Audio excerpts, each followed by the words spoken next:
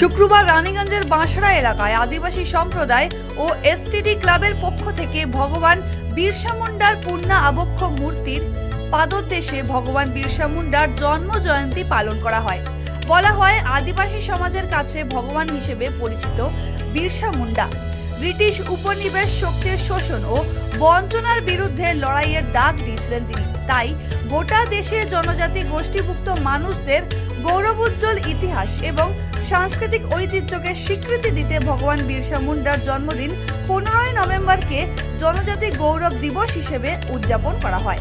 এই অনুষ্ঠানে এসে খুবই ভালো লাগলো এবং এটা একটা নতুন ধরনের অভিজ্ঞতা।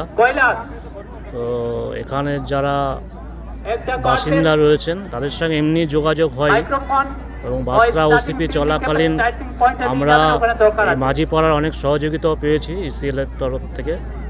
সেই জন্য আমরা ওনাদের কাছে কৃতজ্ঞ এবং ওনাদের যা ব্যবহার এবং সিম্পলিসিটি, যে সরল জীবন এবং তার সঙ্গে যেটা ইসিএলের উন্নতির জন্য ওনারা যেভাবে সহযোগিতা করেছেন তাই জন্য আমি কৃতজ্ঞ। ফটোতে আমরা মাল্যদান করেছিলাম, এবার আমরা মূর্তিতে মাল্যদান করতে পেরেছি, এতে আমাদের খুবই আনন্দ বোধ হচ্ছে। আর গতবারে যে প্রতিযোগিতাটা ছিল তাতে একটা নমিনাল ফিজ রাখা হয়েছিল, এন্ট্রি ফিজ। এবার সেই এন্ট্রি ফিজটা বাদ দেওয়া হয়েছে, এতে আমি খুবই আশা করছি যে অনেক ভালো পার্টিসিপেশন হবে আর কম্পিটিশনের লেভেলটাও অনেক হাই হবে। এদিন সারা আদিবাসী সম্প্রদায়ের উদ্যোগে পাঁশড়া কলিয়ারি ম্যানেজমেন্টের সহযোগিতায় আয়োজিত বিরসা মুন্ডার জন্ম জয়ন্তী ও জনজাতি গৌরব দিবসে ভগবান বিরসা মুন্ডার মূর্তিতে পুষ্পস্তবক ও মাল্যদান করা হয়। রানীগঞ্জের পাশা ফুটবল গ্রাউন্ডে অনুষ্ঠানটি হয়। জনজাতি গৌরব দিবস উপলক্ষে আদিবাসী সম্প্রদায়ের নাচ, গান, নৃত্য পরিবেশন হয় এদিন।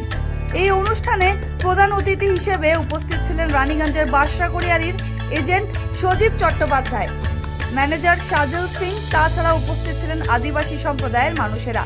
এদিন মহিলা ও পুরুষদের জন্য তীর নিক্ষেপ প্রতিযোগিতার আয়োজন করা হয়। প্রায় 14টি জেলা থেকে মানুষেরা এই তীর নিক্ষেপ প্রতিযোগিতায় অংশগ্রহণ করেন। তারই পাশাপাশি বাঁশড়া এজেন্ট অফিসারের মাধ্যমে তীর নিক্ষেপ করে অনুষ্ঠানটির শুভ উদ্বোধন করা হয়। রানীগঞ্জ থেকে সমীর বাদ্যকরের রিপোর্ট, খবর বাংলা।